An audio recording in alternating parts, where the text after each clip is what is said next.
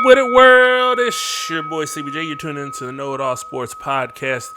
I'm your host, Sleepy J, and my co-host over here is Coach Rudy, and we are live. We are live from Houston Astrodome, Last week it was where? Los Angeles. All right. Well, I guess we're in the Houston Astrodome. I don't actually know if the Astrodome still exists, but that's where we're at. Manifest it. It's all right. All right, that's what's up. All right. So we have just finished the NFL trade deadlines today. A lot of stuff's been going on. People have been moving. Teams have been winning. Teams have been losing. And that's our show, folks. So tune in next week. No. But no, in all seriousness, there's been a lot of movement going on. Again, football heavy. So if you don't like football, then you are listening to the wrong podcast. No, if you don't like football, we're actually talking about baseball. It just sounds like football because we reversed some team names and left out the playoff section. So, yeah. Keep listening. You'll get it. It's code. Yeah. All right. Where do you want to start off today?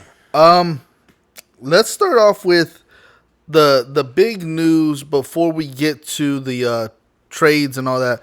Wide receiver Henry Ruggs III, for the player for the Las Vegas Raiders, Yeah. was involved in a death today. He was arrested. He got a DUI for crashing into a 23-year-old woman. I didn't see her name released whenever I was jotting down my notes. As of right now, it hasn't been released. She, unfortunately, when he hit her, her car caught on fire, and then she ended up burning to death in the vehicle. He stuck around for the cops to come. Then they took him to the hospital and ended up charging him with a DUI. That's the extent of the news that I heard of it. Right. But I wanted to speak on this with you and the impact that it's going to have on him and the impact that it has in society. A couple weeks ago, we had spoken about one of the Cowboys getting ticketed for for driving while drunk or whatever. And his was not any accident. There was no other vehicles involved. But I think that we got to touch on it because this was a week or two after that. Right. So I just think that we have to go back to circle round to it. It makes it very difficult because the NFL is very heavy into promoting alcohol in the middle of their programs. Right. Well, before we really dive into it, I just want to send prayers and healing energy to that girl's family. They're going to be dealing with a lot, especially with this being such a public accident that took that girl's life. So, yeah, my condolences to her friends, her family. If she had kids and all that. Everybody that knows who that girl is. That's involved with her. Yeah. It is a tragedy, to say the least. Yeah. So before we start, I just wanted to say that before we started diving into. Appreciate you doing that, Jay. Yeah. But it is a very disgusting thing to hear. My brother, as some of y'all may know or may not know, is a police officer in St. Louis, and he's actually told me that he's listened to, like, he couldn't help, like, the car was on fire. He heard a couple literally screaming until they died. Burned to death. Yeah. So, and it was just like in the rain, they just wound up catching on fire and couldn't get them out, and pretty much just pulling up on the scene. You just hear them, and there was nothing he could do. Yeah, I mean, waiting for a fire truck to come and put it out is pretty much all he could do. And from all the police officers that told me about it, it sounds like one of the most disgusting things you would ever want to listen to, is to hear someone screaming for their kids and their family while they're just burning alive. So as a football player that's not even, officers may or may not hear that type of stuff on a regular basis. They, it's an unfortunate part of their job, but as a football player or a civilian. You probably hear that very, very few and far in between. So I'd imagine him recovering from it. I mean, he did a horrible accident by drinking and driving it himself, but it's something that he's going to have to live with and think about, regardless of however the NFL or the legal system chooses to handle this situation. Well, what I was wanting to get to is the idea that this is something that society is going to fix. I was actually just talking to my wife about it just a few weeks ago, about the notion that it's kind of funny to me that the state of Texas, and I know this happened in Las Vegas and not here, Right. but the state of Texas over this pandemic passed a temporary law allowing people to order alcoholic beverages in drive-thrus. Yeah. And then they went ahead and extended it to make it a permanent thing, whereas you can now do that. Right. Well, just a couple years ago, it was against the law to have any open alcoholic beverage in your car. You get a DWI just for that, Yeah. regardless if you had been drinking or not. I think there's still a state or two that still allows you to have. You can have a passenger drinking.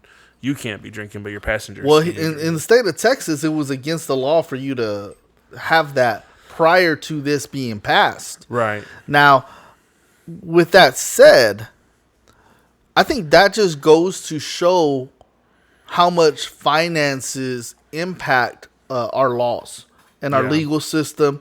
And when the beer industry, when the alcohol industry is so great in influence, they look the other way despite these types of tragedies happening. I feel like there's so much, like it's so interwoven of a thing. Like, cause yeah, on one hand you look at it as like, oh, it's a liquor store owner. You're like, cool, I can make more sales this way, or even a bar or whatever the case is.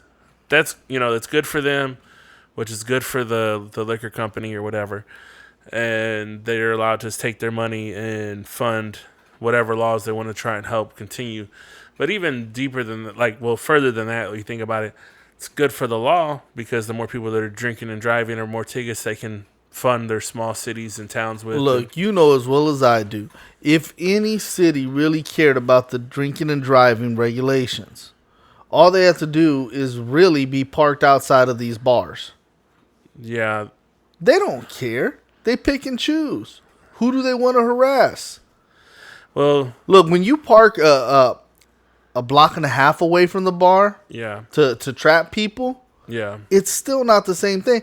All you have to do is go to the parking lot and see these drunk, stumbling people walking out of bars into their cars. Yeah.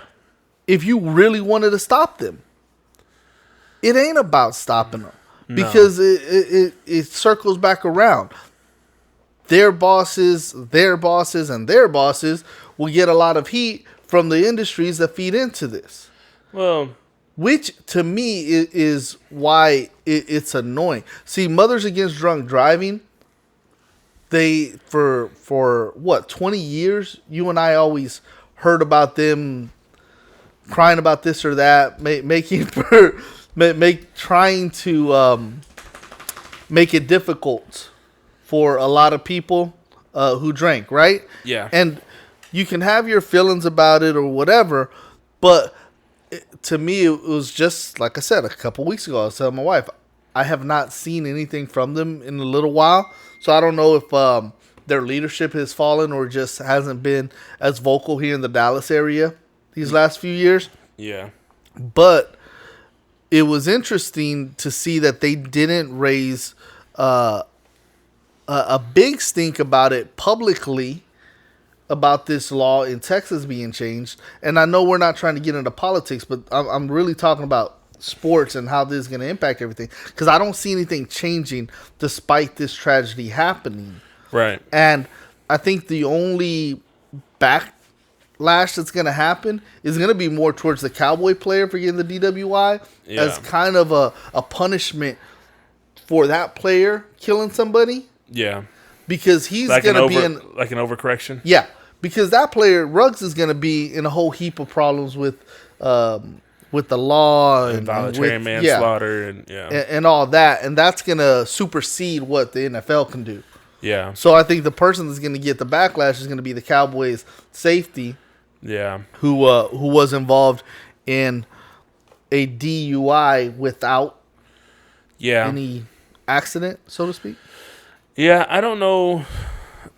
I think this year our focus has just been switched on different things, so that's why we haven't heard from Mothers Against Drunk Driving as often. There's a lot less people driving this year. There's a lot less, a lot less socializing for those situations to be prominent.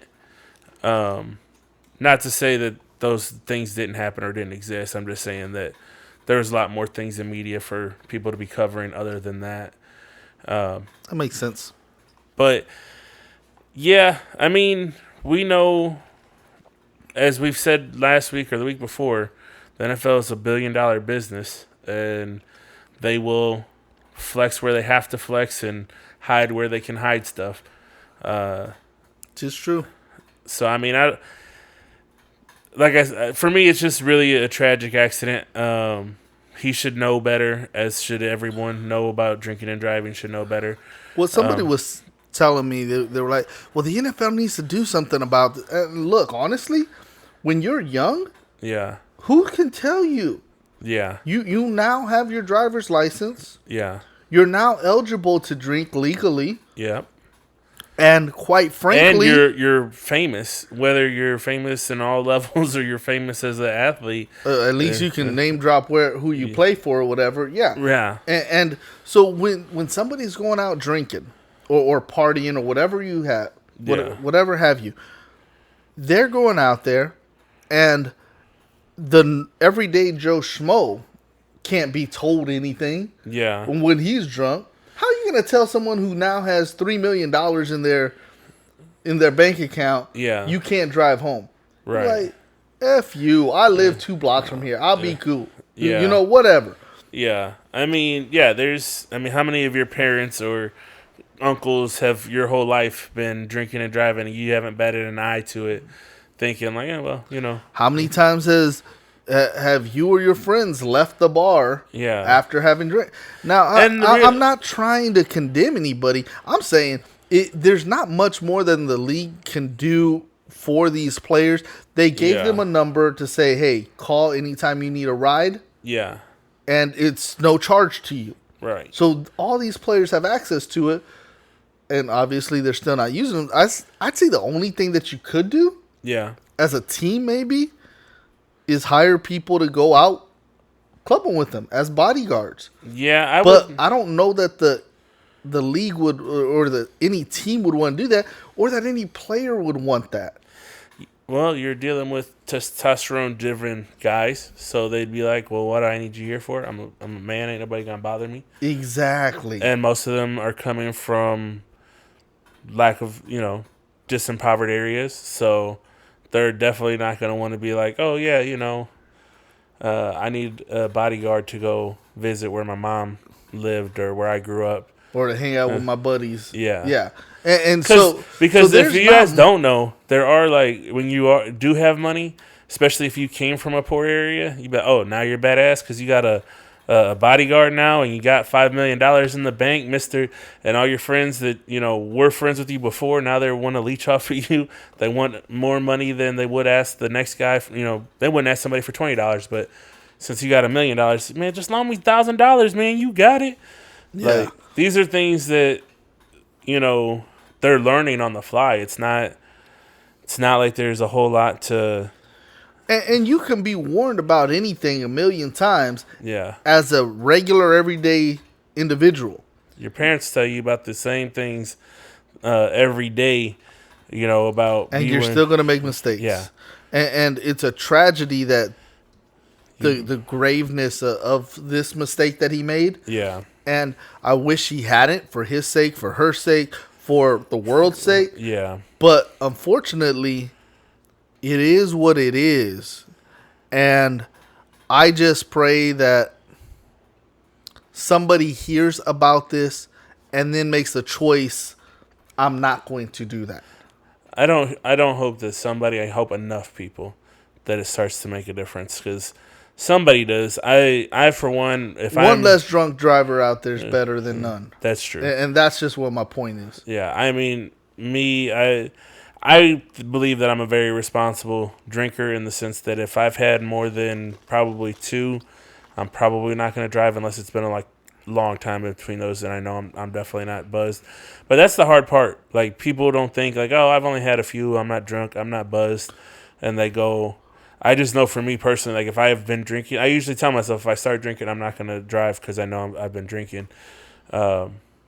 Especially if I don't, yeah, like it's not something I recommend. One, I don't want to lose my license, and I definitely don't want to have that accident on my conscience to think like, damn, I could have just taken a taxi or a Lyft or something instead of making that fatal accident happen. Yeah, and I'm not a big drinker, and generally speaking, whenever I did go out drinking with friends, we did have somebody who was going to be driving. Yeah. Like one of us would not be drinking. Back in St. Louis, Tammy would, if Tammy was drinking, then I was driving, vice versa. Yeah, and we were pretty good about that. I know not everybody else adheres to that idea. Yeah. But we were pretty good about that, and it was more of a notion of, all right, this time it's me, this time it's you, whatever have you. Yeah. For me, I mean, honestly, more times than not, I was the DD in this. For me, like, my driving is my livelihood. Like, I depend on being able to get to and from work more than not. So, for me, I've always needed my license to be able to do that. So, that's why I never did it. But, yeah, I mean, hopefully someone hears the about the accident and thinks twice before they actually do pick up put themselves in that position. Yeah. All right, so prayers and thoughts out there to that young lady's family and to Ruggs and his family for this situation. They're going to be going through a whole heap of mess. Yeah, it's going to be a long road regardless of whether it's going to be a couple years before they probably figure everything out from here on out. All right, so next big stories for this today. Yes. Were trades and cuttings and things to that effect around the NFL. Now, we're not going to talk about every individual situation because there was a ton of them. But first one I want to hit at, Jalen Smith was cut by the Packers. That's a shocker to me. It's a shame to me. I wish that they would have kept him around for the rest of the season, actually gave him a chance to really help them out. Yeah. Now, because of this, I know that he was asked if he would return to the Cowboys, and he said he didn't have a problem with it. But I do recall that before he went to the Packers, the Panthers were interested in him. Yeah. So I think that they're still a viable team that may go after him. Yeah. But you and I both said that he'd be a really good fit for the Chiefs. Yep. And I think that it really would be good for him. I would really like to see him go there and help them out because they need help. Yeah. We'll cover more on the Chiefs, but I think that what you're saying is right. I know that even Carolina has a lot of problems that they're trying to work through. But honestly, I think most of their problems relies on their offense more so than it does anywhere else. Yeah, that's true. Well, speaking of the Chiefs, though, Melvin Ingram, yeah, D lineman, he was traded to the Chiefs. And I think, I know that a lot of you don't like Jalen Smith for a lot of different reasons. At very least, what you can always say about Jalen Smith is he's a try-hard guy. Yeah. And what I've seen from the Chiefs over the last month is not a lot of try-hard in them. You have a lot of guys who are going through the motions, who aren't very good, and who aren't trying as hard as they otherwise had been. I think it's that Super Bowl hangover thing that's going on with them. And I think if Jalen went there, he would ignite them some.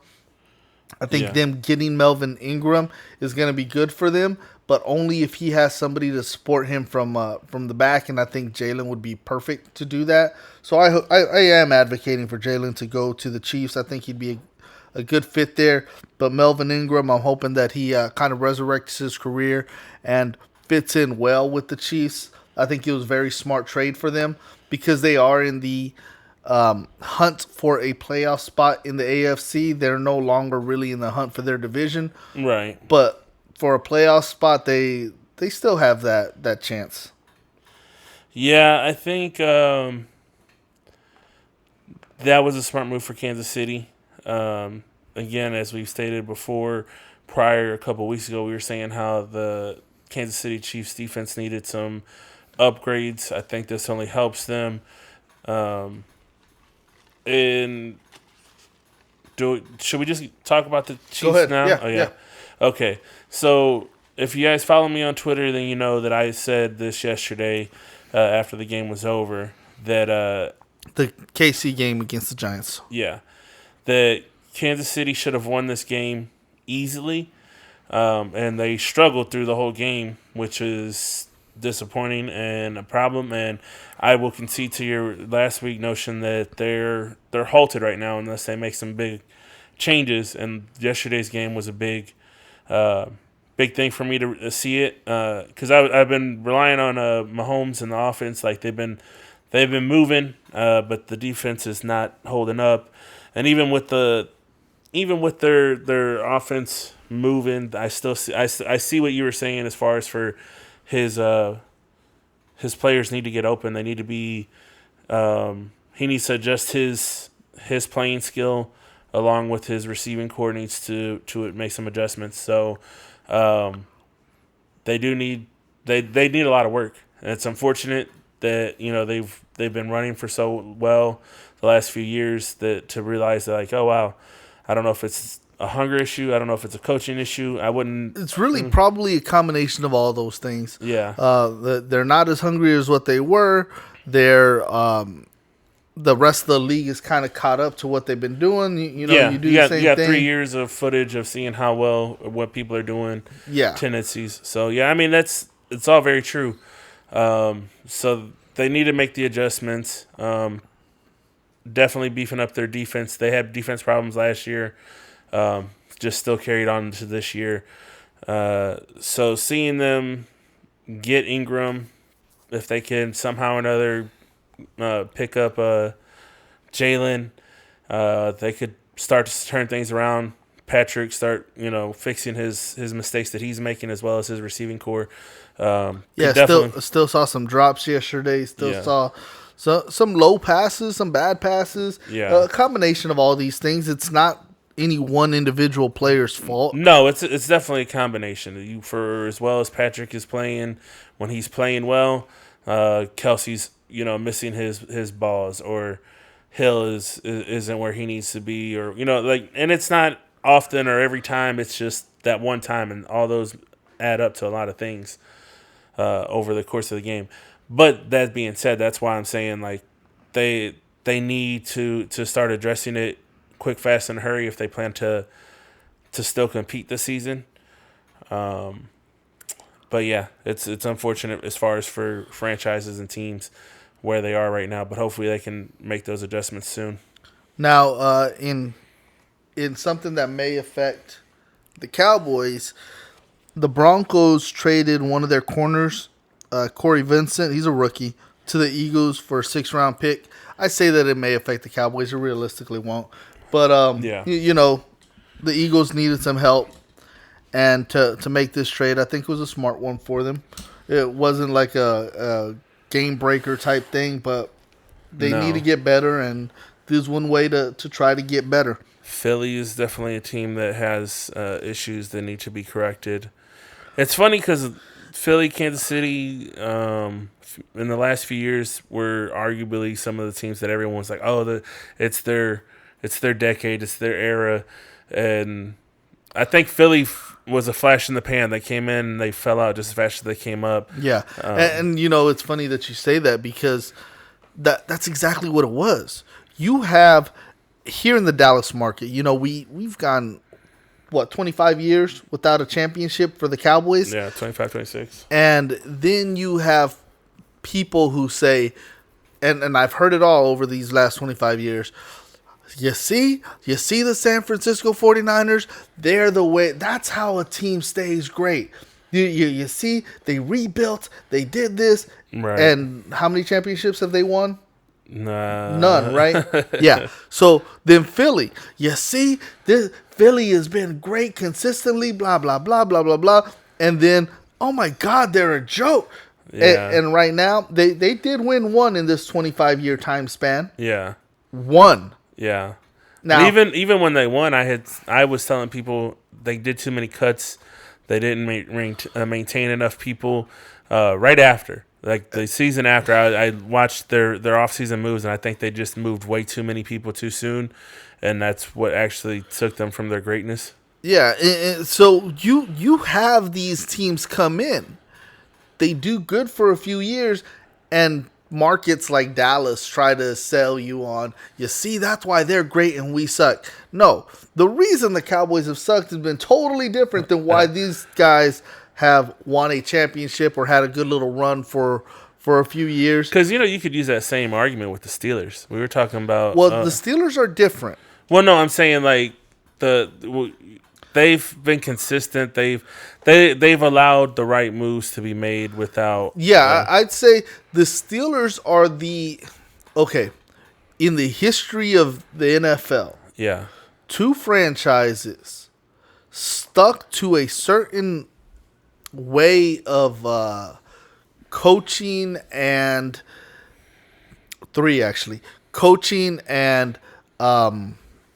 scheme Yeah. for an extended period of time that allowed them to be consistent. And that was the 49ers throughout the 80s and 90s and early 2000s Yeah. with their West Coast offense. You knew what you were getting. You knew how they were going to do, and they were successful most years. They were pretty daggone consistent, right? Right. And that was through Montana, through Young, through Elvis Gerbeck, through the guy we were talking about last week. Talking about Kaepernick? No, but even through Kaepernick. Smith? No. No, even through him. But yeah. they were pretty consistent. You had from the 70s through today. Mm-hmm. You've had Pittsburgh.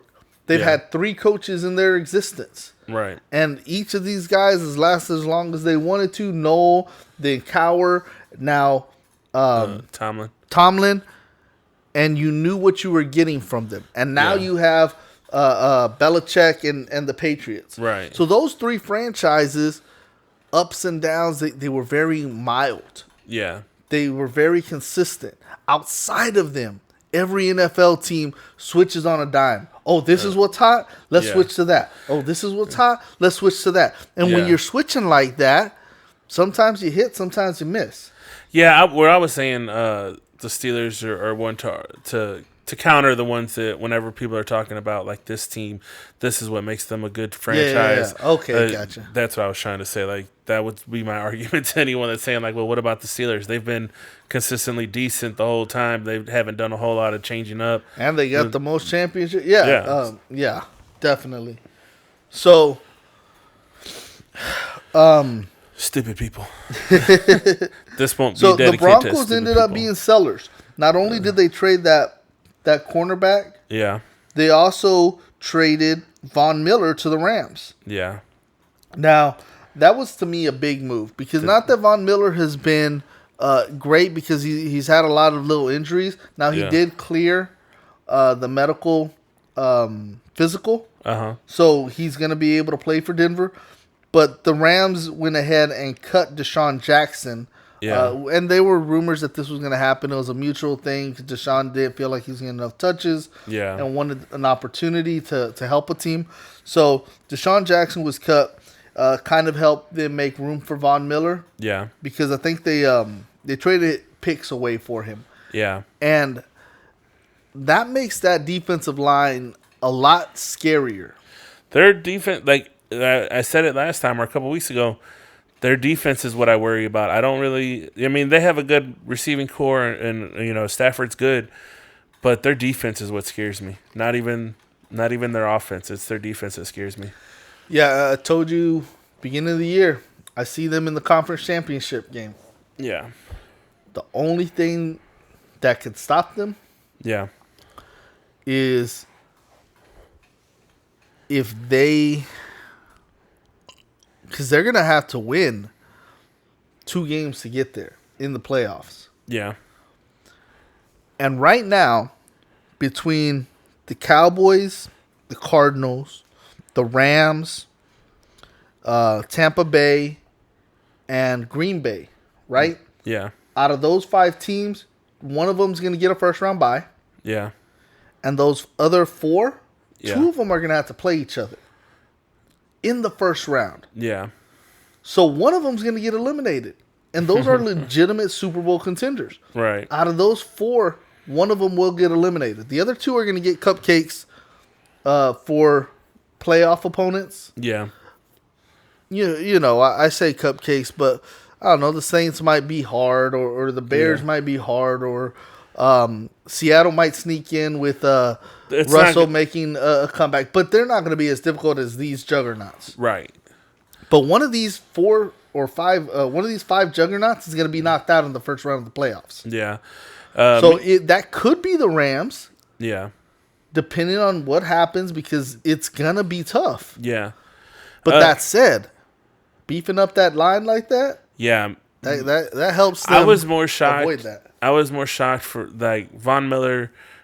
He's obviously one of the players that you know's name.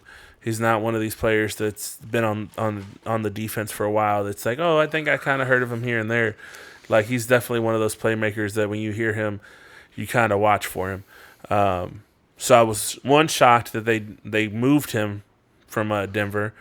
It only helps the Rams. And, you know, I've complained about Denver for years, more on their offensive line. I thought that they've had a decent defense, but it's always been their offensive line. And I always feel like they're always focusing on the quarterback and not on any other players. And that's my biggest gripe about Denver. But I mean, shit, shout outs to the Rams, even though fuck the Rams. Like, if you guys know my standpoint, I don't like the Rams since the 90s. I don't care that they won Super Bowl while they were in St. Louis. I am not a Rams fan. I definitely wasn't one when they left, wasn't one when they were there, wasn't a fan before they came. I've been a Cowboys fan my whole football liking career, and even they've tried me over the last few years. at least the last 5-10 years, I've been thinking about maybe I should find another team because they make me almost cry every playoff season. But I haven't left. I just got to the point of, like, you know what? Until they get to the playoffs, I'm not rooting for them because I need to save my fragile heart for that time frame. So now that we've caught you up a little bit, a couple other things. Mark Ingram went to the Saints. Yeah. The Saints also lost their quarterback, possibly for the year. Just before we move on from them, I do want to mention that I kind of, in the trade rumors, I was wondering if they were actually going to pull the trigger on it. But Brandon Cooks actually did really well this week, so I figured they weren't going to.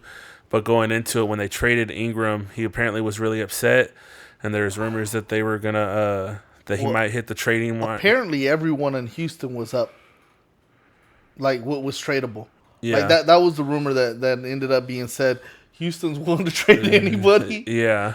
Well, I guess nobody paid Houston the price that they were wanting for anybody. Yeah. Brandon Cooks. Well, he tweeted as soon as Ingram got traded that. He was mad, and so they speculated that because he was mad, he might get traded. And the rumor was that maybe he would end up in Detroit. And I was kind of hoping, for Goff's sake, that he would have made it there, because I think that could have made the difference in his season. Because, I mean, they have history playing together. He did really well playing for him. So I felt like, you know, if he could get that on his team, maybe he could make that difference for him, at least make it a little bit more comfortable for him. But, I mean, shit, Brandon Cooks has been balling. Like, it doesn't matter who their quarterback is. He's been getting the ball.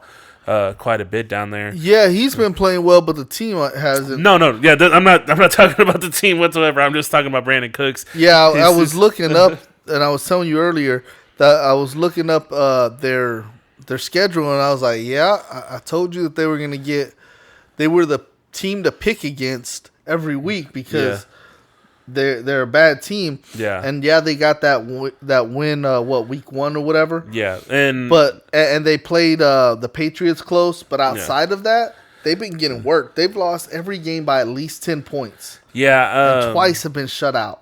That's unheard of in the NFL. I don't know if anyone else noticed, but I haven't talked about them since that first week, and it was because their quarterback has not been the quarterback. Like, it's not Deshaun Watson. It's not Tyrod.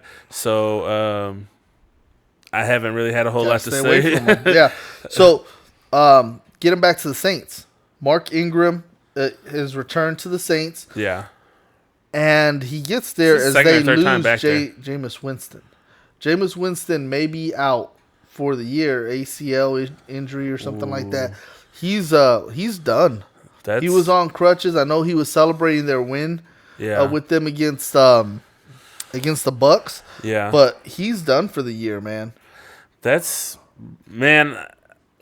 someone that I was a Drew Brees fan, and I've paid attention to the Saints, wondering how they were going to move on from Drew Brees because he's been there for so long.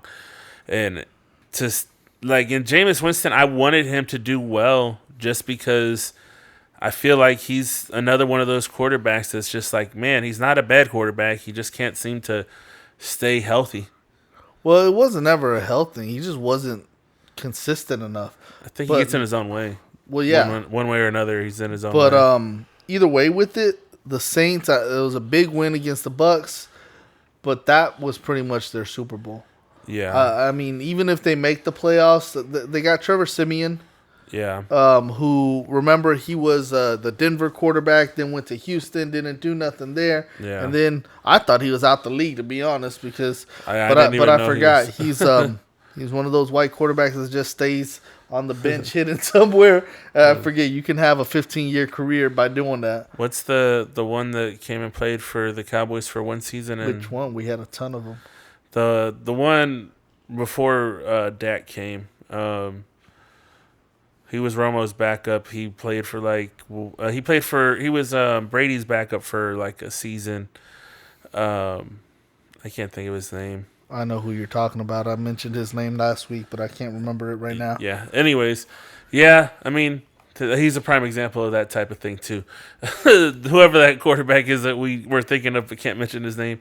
But yeah, I mean, unfortunately, Bridgewater's doing okay. I mean, he's not on a necessarily winning team right now, but he's at least got a starting position. So talking about in Denver?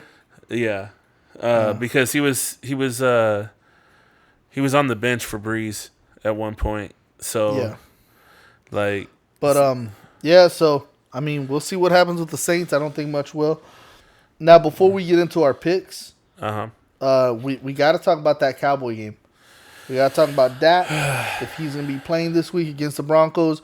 But we got to talk about what happened with Cooper Rush. And look, hold on.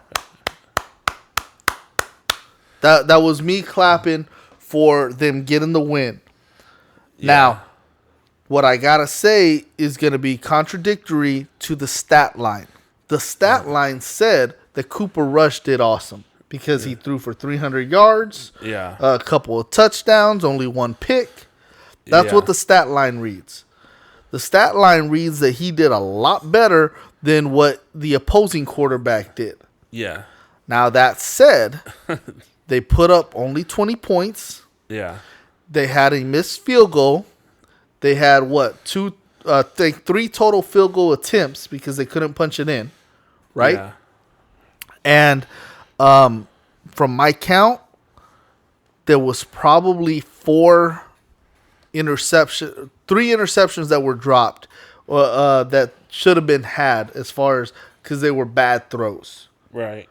And then one that wasn't necessarily a bad throw. It just went through Cooper's hands, and then he ended up catching it after all. Yeah. But there was 3 legitimate passes that should have been picks that weren't. And to coincide with that, the position that he put the team in by not being able to recognize the outside blitzer, by not being able to throw the ball high enough for his receiver sometimes to actually extend the play.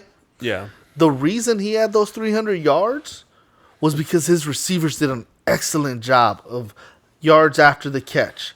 Yeah. Of beating their opponent. It wasn't because he was putting the ball on a rope and making sure that it got to them in a position that no one else could have got. Look, even that last touchdown that Amari Cooper had to reach over dude's head, if dude would have been playing the ball, that's an easy interception. Yeah. But he was playing the receiver like a bad corner will do. Yeah. And that's why Amari Cooper caught that ball. But if he had a decent corner who was actually playing the quarterback in the ball, it's an easy pick. Right. So Cooper Rush won the game. I'm happy that they won the game. I'm happy that his parents saw him win the game. Yeah. But do not confuse them winning the game with Cooper Rush being good or with Cooper Rush playing good. Facts, though. Now that you've had your tangent, let me have mine. This is for all the stupid people that wanted to throw the stats that he got 300 yards in there and say that he's a good quarterback and that he's the real deal now. Or the stupid people that wanted to say he's MVP because he won this fucking game. Because where I will give you, I was surprised that he was able to pull off a win. I still do not like him.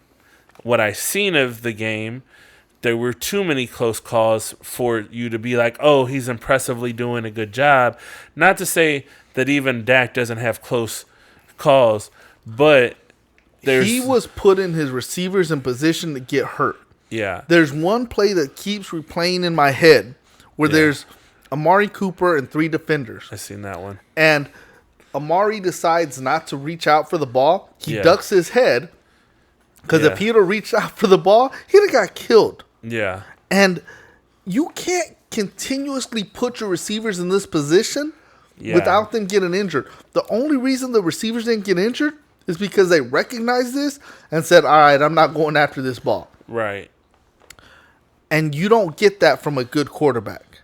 And look, I'm not trying to say that Cooper Rush was ever confused with the starter for people.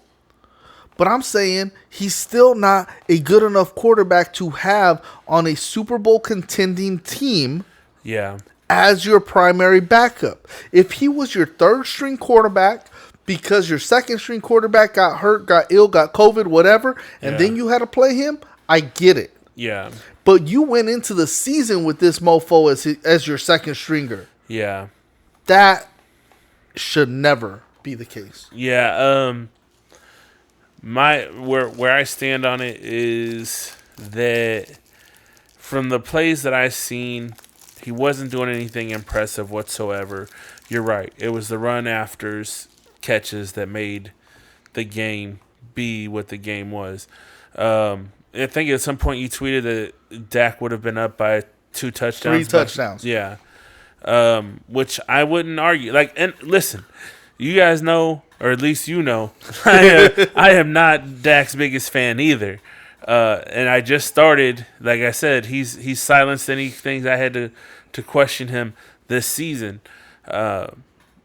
With that being said, Cooper Rush has, if I'm ever going to change my opinion, he's got a long, long ways to go because Dak's been in the league, 4 or 5 years now? 5 years already, yeah.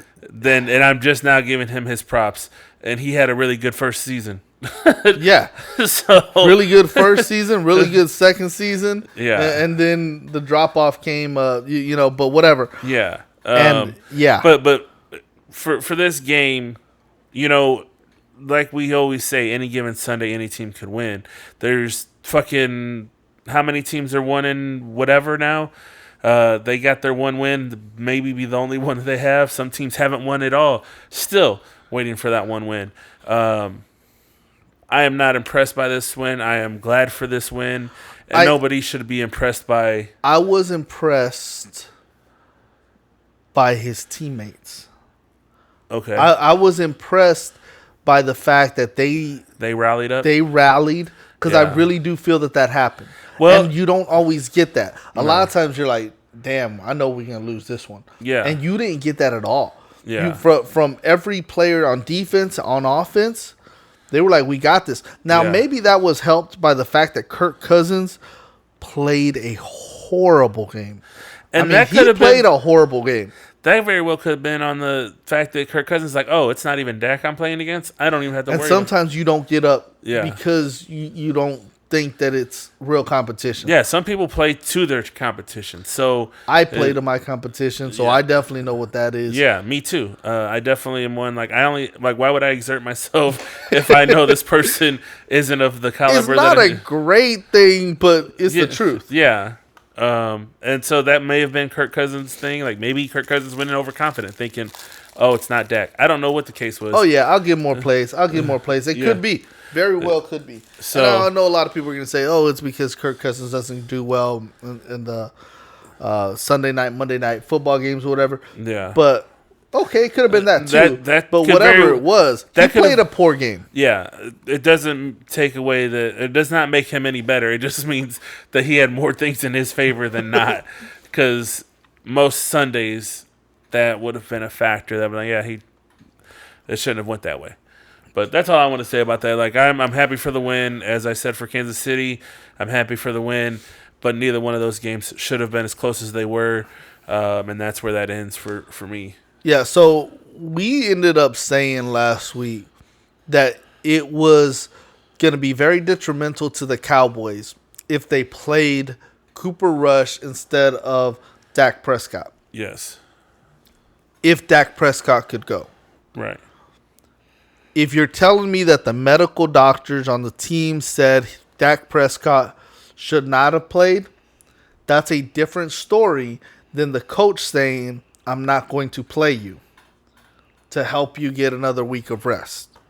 Yeah. If the doctors recommended him getting another week of rest because he was sore, because he felt a pull, whatever, then I say you make the right move. I say that today, and I clarify that from last week because some people took it as, that you're just saying that they should have played him regardless. No, I never said they should have played him regardless. I said if he can play, he should play. Right. And that means if he is medically cleared to play, you definitely play him. So do you think this call was everyone saying let's save him, or do you think this was partially his call, like he's a little bit scared? No, I don't think he was scared at all. I think he wanted to play. Yeah. I think they were letting him show like he was going to play. Yeah. But I think that they decided long before that he wasn't going to play. So I took it because everyone was saying that I don't know, from what I was seeing reports of, they seemed to take it as implied that Jerry didn't want him to play, which I don't doubt that was the case. I don't doubt that Jerry or Mike were wanting him to play. And they were saying that was more of the situation, and they were trying to make it seem as though he was a little bit scared to play. But what I took from his interview whenever he said, I don't think this is up to me, I took it as him saying, like, it's not all up to me. It's up to the people above me on whether I play. But I think a lot of people took it as, he's a little bit nervous and he doesn't want to say it.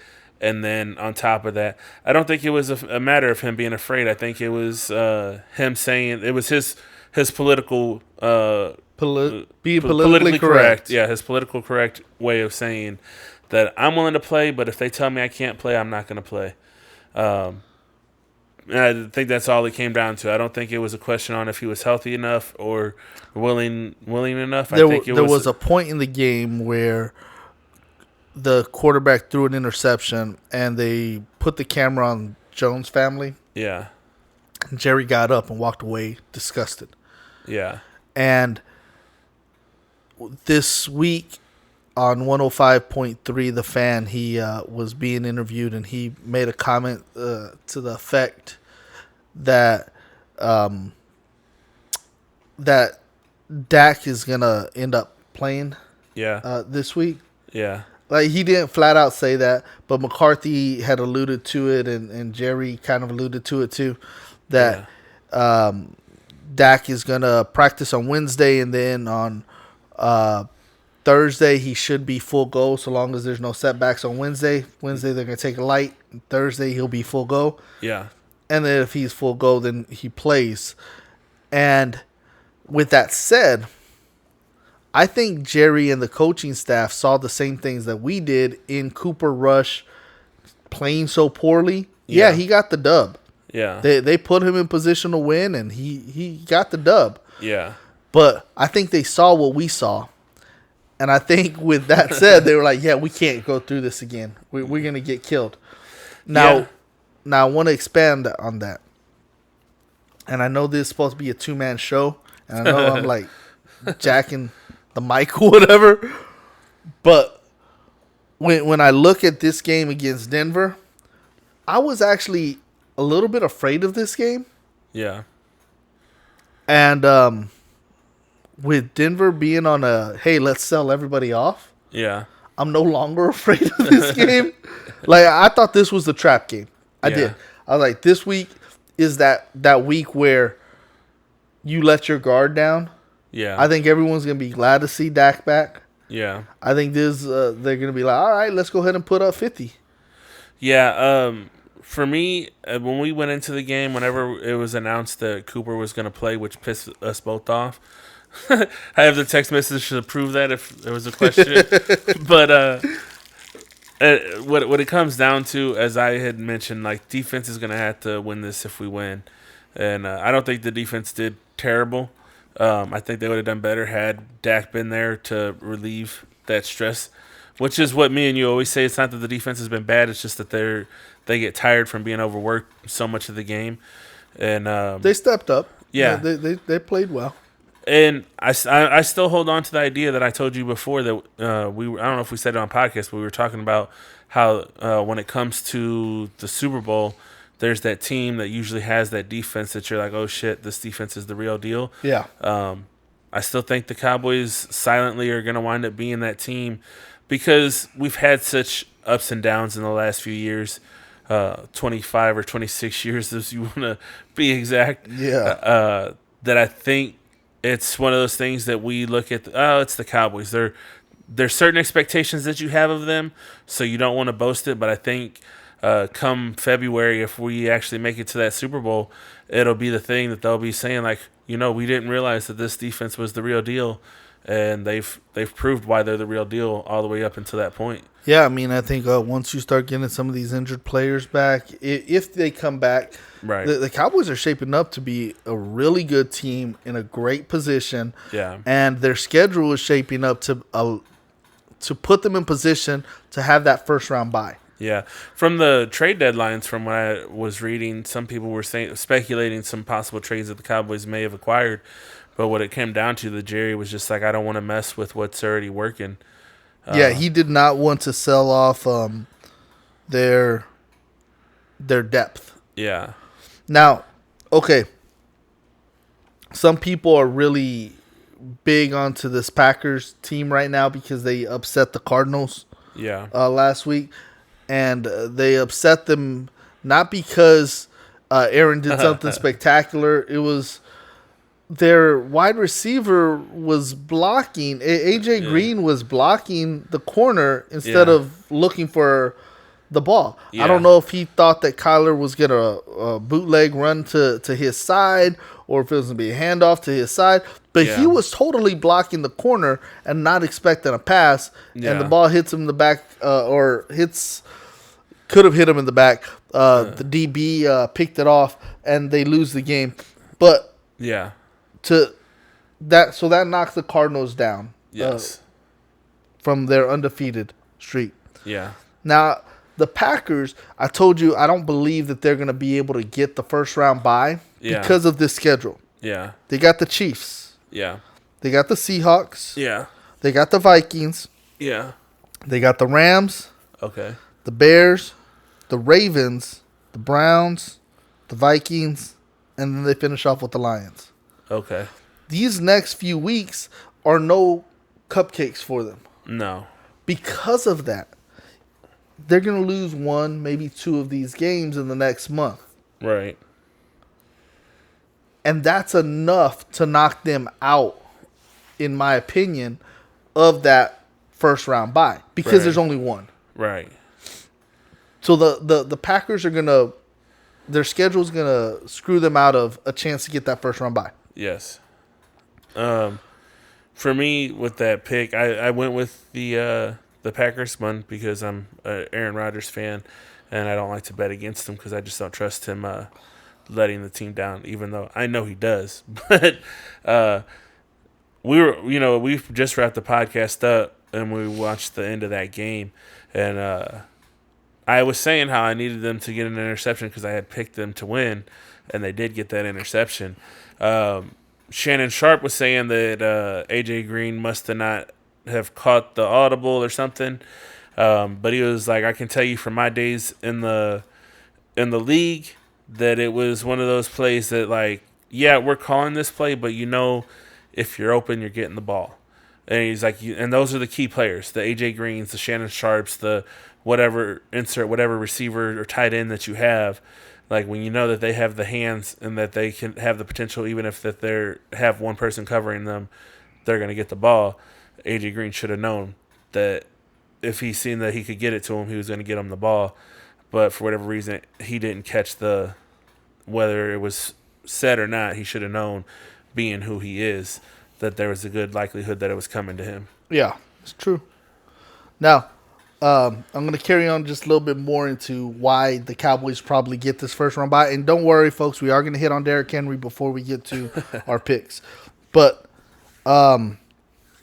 we saw the Cardinals lose, and the Cowboys have the Cardinals. So, in theory, if the Cowboys can beat the Cardinals, that gives them the one up on that pathway, right? Okay.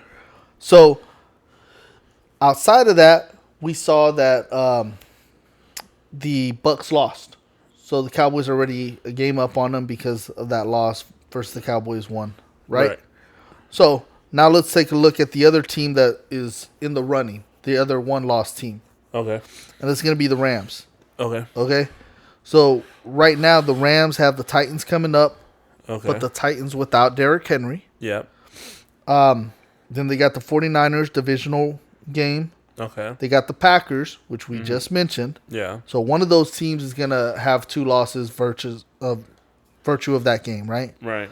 They got the Jags. Then they go to the Cardinals, and the Cardinals already whooped up on them once. But either way, this means one of these two games or one of these two teams has that next loss, right? Right. And then they got the Seahawks, and by that time, Russell might be back. Yeah. Then they got the Vikings, who I know they played awful, but they're a 500 team, so you can't sleep on them. Right. And then you got the Ravens and the 49ers again. Once again, divisional game. Yeah. So by looking at their schedule, you got to count probably, two more losses in there somewhere? Yeah. And so once again, if Dallas can finish with 2 or fewer losses, Yeah. they have the inside track for that first round bye. Right. And based on their opponents coming up and how well they've been playing, it's up to them. Right. I think right now the first round bye is in the Cowboys' hands. Yeah. Based on the schedule coming up and based what's already happened. It's theirs to lose from here.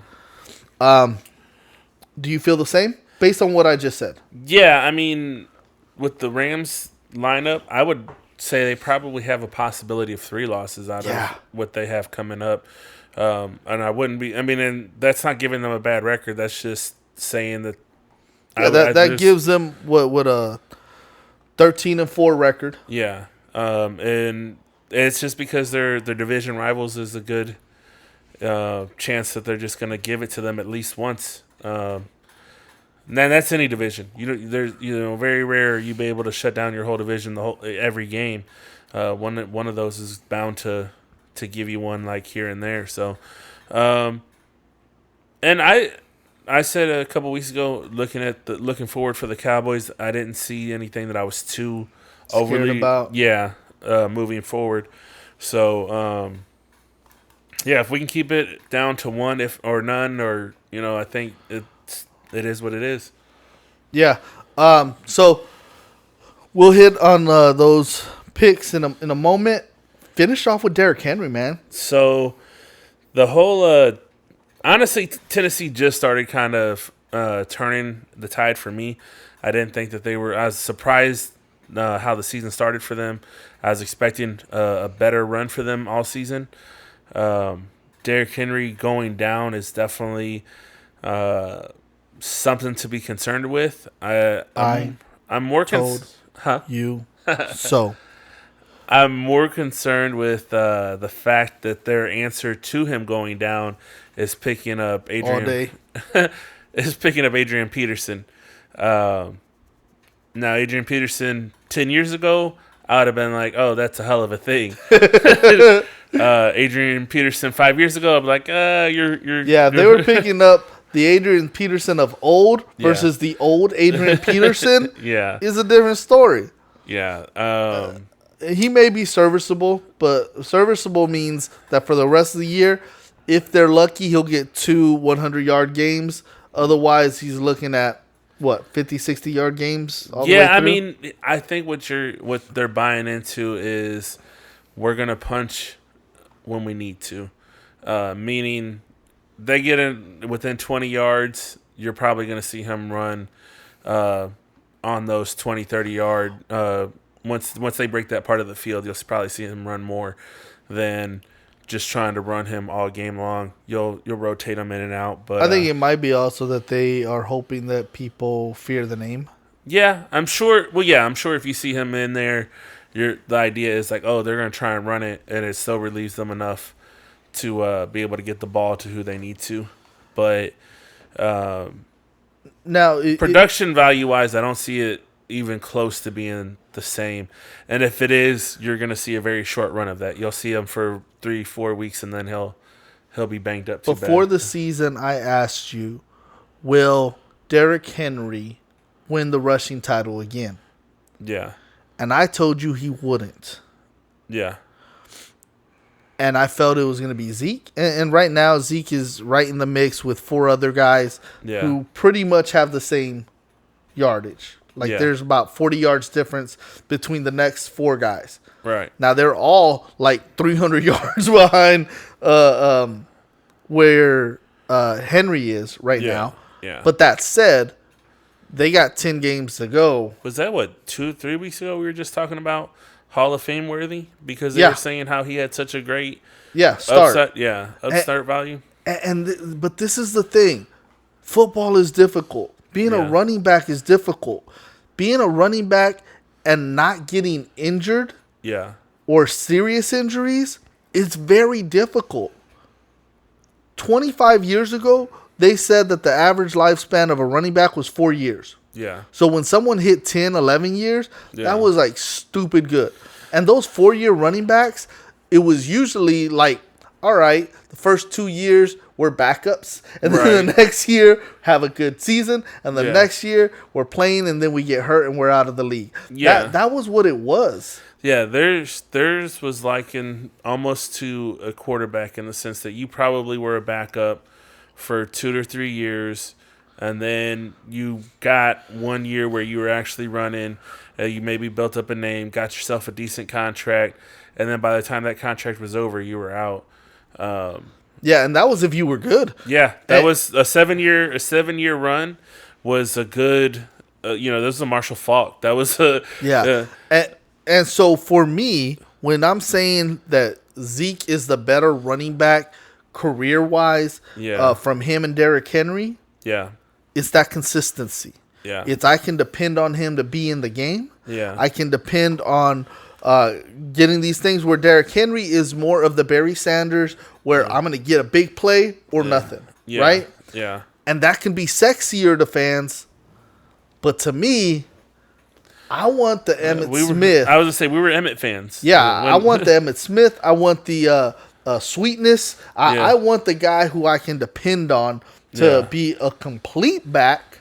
Yeah. He's going to make that block. He's going to go ahead and get that little 6-yard dump-off pass. Yeah, there's And he's going to hit it up the middle and Yeah. make you pay. And that's what Zeke is. And no disrespect to Derrick Henry. Yeah. Because what he's done these last couple of years was awesome to watch. Yeah.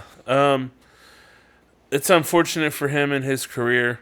When you break a foot as a running back, Yeah.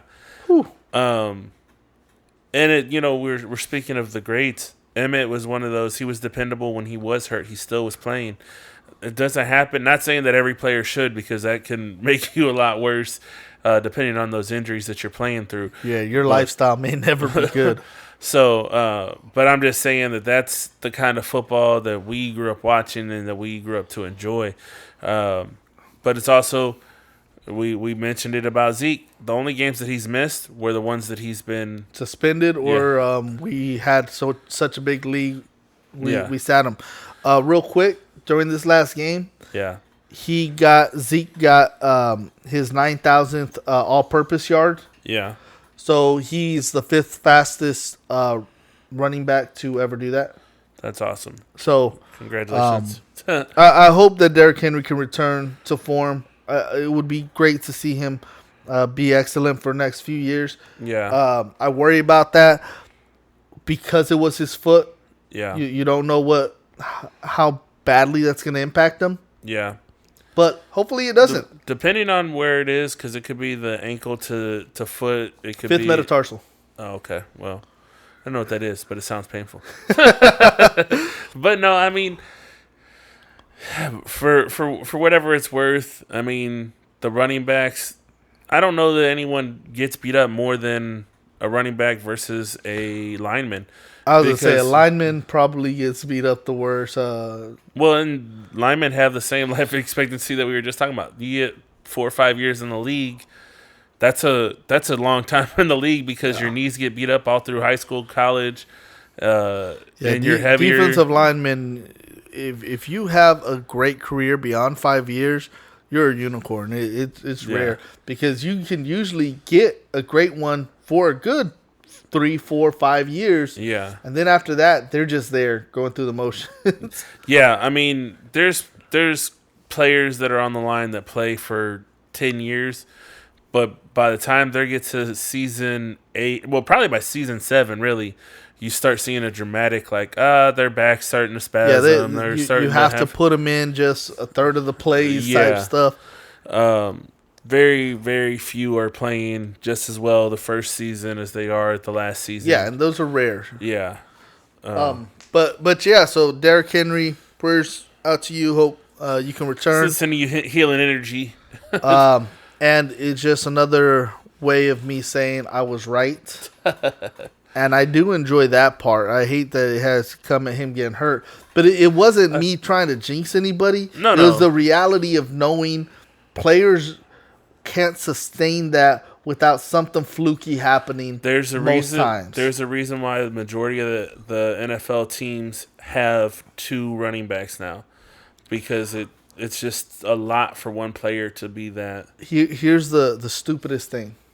So if you combine Zeke and Pollard's numbers, they pretty much equate to what Henry had, right? Yeah. Can you guess how many combined rushing yards the other 3 running backs on the Titans had? Do you know that?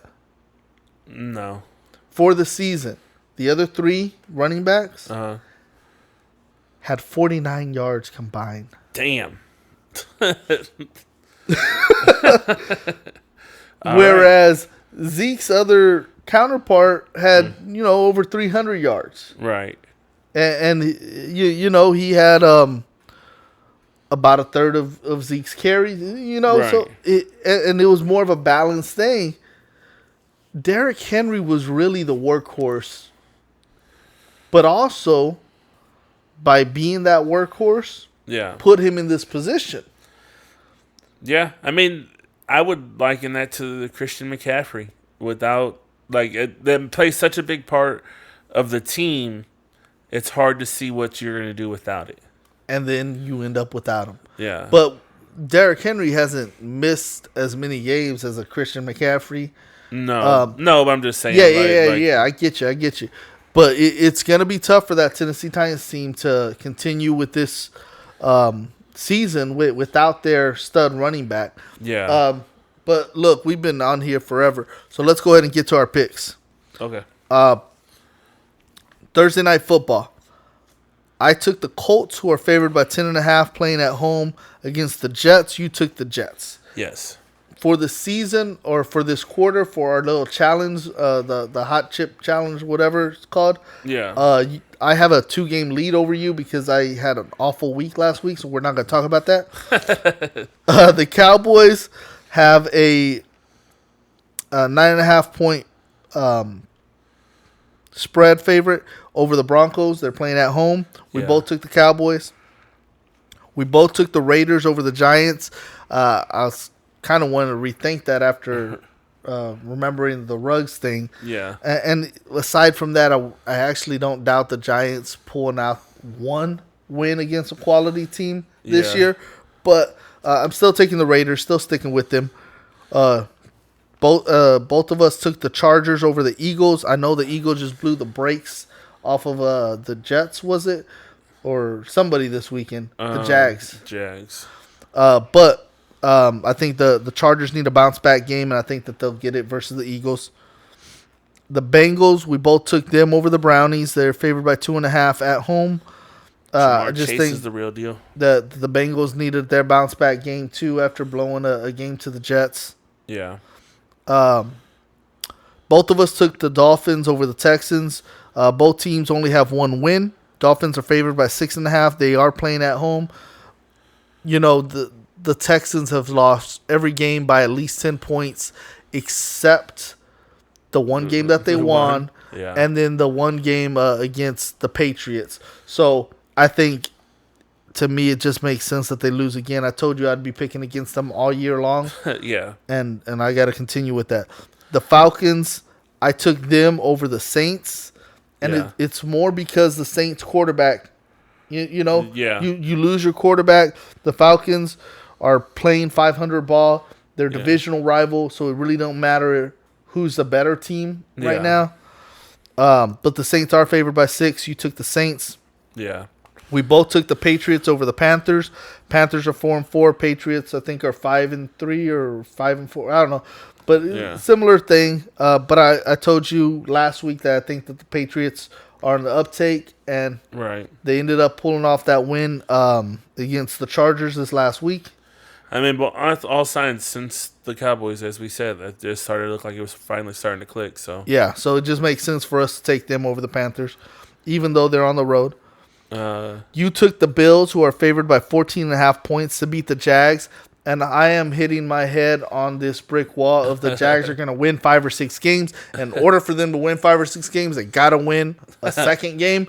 So I'm picking the Jags again. Yeah. Once they got 5 or 6 games, I'll stop picking them. But they haven't gotten there yet. I would go with the Jags, but I have a few of the players on Buffalo, so it is what it is. We both took the Ravens over the Vikings. Ravens are favored by 5.5 at home. Look, I think the Vikings will have to play better than what they did against the Cowboys just to gain some respect for them, self-respect back. Yeah. But I think the Ravens are the better team. I can't argue that. I believe that what it comes down to is that they're a better team on paper and as the season showed. We both took the Cards over the 49ers. I think that was hard for both of us because we know it's a divisional game. Yeah. And those are not easy even when some teams are bad. Because I know you paused when you were picking that one. Yeah. And I know I did too. So for me, it's more about I know they have some weapons, even if Jimmy's not necessarily in, even their backup is kind of playing decent with the weapons that they have. But what it really comes down to, it really is just I can't deny Arizona for what they've been playing all season.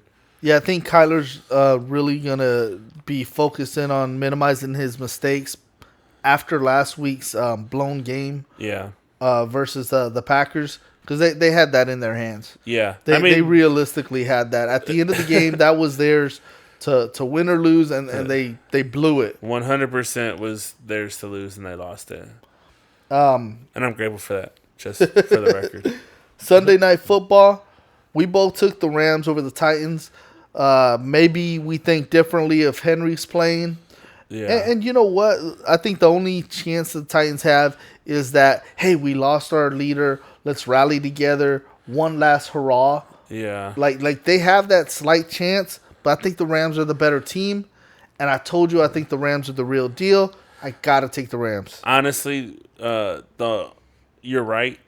Henry in that game, not that I think he would do a whole lot because their run block is really second to none, really. But it allows them to run some trick plays as far as we're going to make them think we're running, but we're going to actually throw it without actually having a run game to be somewhat of a threat. You can cue in on stopping the pass. Yeah.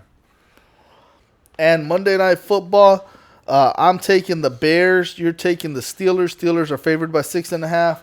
The Steelers are, they got a couple wins recently, and they still are a bad football team. And I think that's why I still took the Bears, because not like the Bears are a good team. Yeah. But I think this is going to be another ugly game.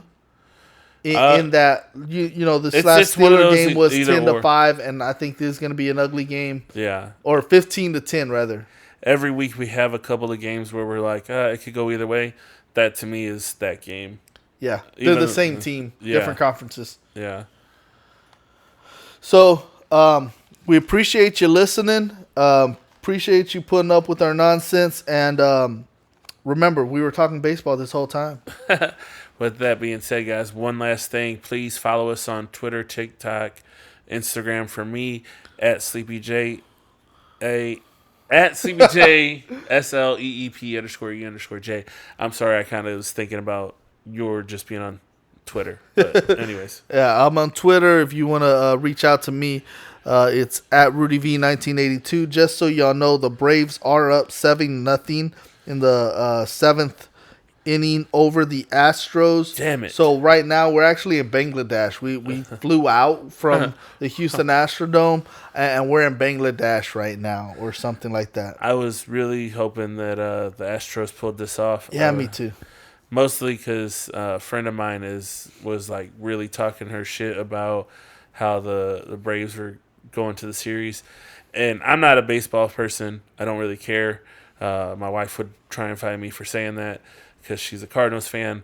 But I really don't like the dick riding that my friend was doing for the Braves. So I was like, Astros are going to go ahead and pull off this upset. Here's the truth of it. One of the assistant coaches on the Astros coaching staff is Ron Washington. He was our manager of the Texas Rangers when we lost to the Cardinals and when we went to the World Series, right? Yeah. So I'm happy for him if the Braves win, right? Yeah. That said, when the Rangers blew up their team, when Nolan Ryan left to go to Houston to help them rebuild their team, and the Rangers decided to side with JD over Nolan Ryan as far as management-wise, I thought it was the stupidest decision because Nolan Ryan is the reason why the Rangers had built themselves up to be respectable. Yeah. Well, when they decided to go with JD instead of Nolan went to Houston. And I know Nolan has since left. Yeah.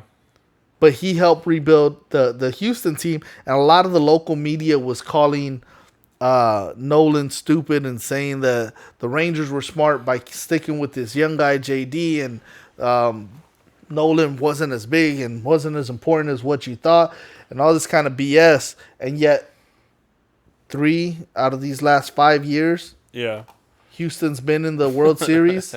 They won one, they lost one, and they're in there again. So I kind of wanted them to win another one to say, look, this is what I'm talking about. Why you need a baseball guy to run your baseball organization instead of a guy just looking at the numbers, not putting the human element into it. Right. Which is what JD did. And also why I say I don't like the Rangers and why I hate my family for not allowing me to be a Cardinals fan.